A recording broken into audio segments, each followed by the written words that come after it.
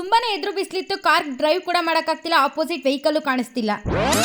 Hi hello ನಮಸ್ತೆ, welcome back to our mini blog. ನಾನು ನಿಮ್ಮ ರಂಜಿತಾ ಶಿವಾನಂದ್. ಬೆಳಗ್ಗೆ ಎದ್ದು ಬಂದಿದ ತಕ್ಷಣ ನಮ್ಮ ಮನೇಲಿ ಸಡನ್ ಪ್ಲಾನ್ ಮಾಡಿದ್ರು, ಬೆಂಗಳೂರಿಗೆ ಕರ್ಕೊಂಡು ಹೋಗು ಅಂತೇಳಿ ಅಮ್ಮ ಮತ್ತೆ ಅಕ್ಕ.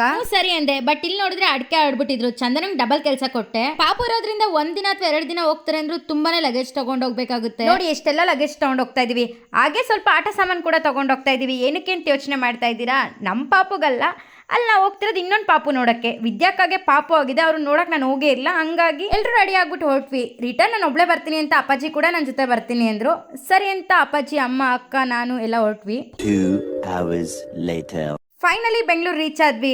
ಬಂದಿದ ತಕ್ಷಣ ಶರತ್ ನಮ್ಮನ್ನ ವೆಲ್ಕಮ್ ಮಾಡ್ತಾ ಇದ್ರು ಬಾಗ್ಲಲ್ಲೇ ನಿಂತ್ಕೊಂಡು. ನಾನು ವಿಡಿಯೋ ಮಾಡ್ತಿರೋದು ನೋಡ್ಬಿಟ್ಟು ನಾನು ಇನ್ನೂ ಮುಖ ತೊಳ್ದಿಲ್ಲ, ಇವಾಗ ಎದ್ದಿದ್ದೀನಿ, ತಡಿ ಮುಖ ತೊಳ್ಕೊಂಡ್ ಬರ್ತೀನಿ, ಅದಾದ್ಮೇಲೆ ವಿಡಿಯೋ ಮಾಡಿವಂತೆ ಅಂತ ಹೋದ್ರು. ಹಾಗೆ ಸ್ವಲ್ಪ ಹೊತ್ತು ಎಲ್ಲರ ಜೊತೆ ಮಾತಾಡ್ಕೊಂಡು ಪಾಪುನೆಲ್ಲ ಮಾತಾಡ್ಸ್ಕೊಂಡು ಕೂತಿದ್ವಿ. ಅದಾದ್ಮೇಲೆ ನಾವು ಮತ್ತೆ ದೋಸೆ ಹಾಕು ಅಂತ ಹೇಳಿದ್ರು.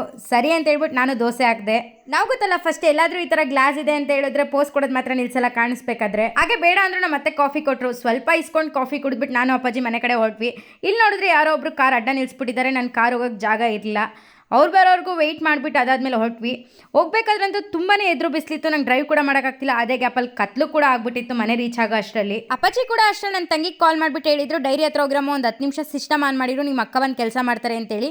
ಯಾಕಂದ್ರೆ ಸಿಸ್ಟಮ್ ಆನ್ ಮಾಡೋಕ್ಕೆ ತುಂಬಾ ಲೇಟ್ ಆಗುತ್ತೆ. ಮನೆ ಹತ್ರ ಕಾರ್ ನಿಲ್ಸಿ ಡೈರಿ ಹತ್ರ ಬರೋ ಅಷ್ಟರಲ್ಲಿ ತುಂಬಾ ಜನ ನಿಂತಿದ್ರು. ನನ್ನ ತಂಗಿ ಕೆಲಸ ಕೂಡ ಮಾಡ್ತಿದ್ರು. ಸರಿ ಅಂತ ಅವ್ರನ್ನ ಮನೆ ಹತ್ರ ಕಳಿಸ್ಬಿಟ್ಟು ನಾನು ಕೆಲಸ ಮುಂದುವರಿಸಿದೆ. ಕೆಲಸ ಮುಗಿಸಿ ಮನೆ ಹತ್ರ ಬಂದು ಫ್ರೆಶ್ ಅಪ್ ಆದೆ. ಅಷ್ಟರಲ್ಲಿ ಅಪ್ಪಾಜಿ ಹಸುವಾಗ್ತಿದೆ ಅಂತ ಹೇಳಿದ್ರು. ಅವ್ರಿಗೂ ಊಟ ಕೊಟ್ಬಿಟ್ಟು ನಾನು ಊಟ ಮಾಡ್ಬಿಟ್ಟು ಓದ್ಕೋತಾ ಇದ್ದೆ, ಎಕ್ಸಾಮ್ ಇದೆ ಅಂತೇಳಿ. ಈಚೆ ಬಂದು ನೋಡಿದ್ರೆ ನಮ್ಮ ಚಿಕ್ಕಪ್ಪ ಅವ್ರು ಇನ್ನೂ ಅಡುಗೆ ಮಿಷಿನ್ಗೆ ಹಾಕ್ತಾ ಇದ್ರು.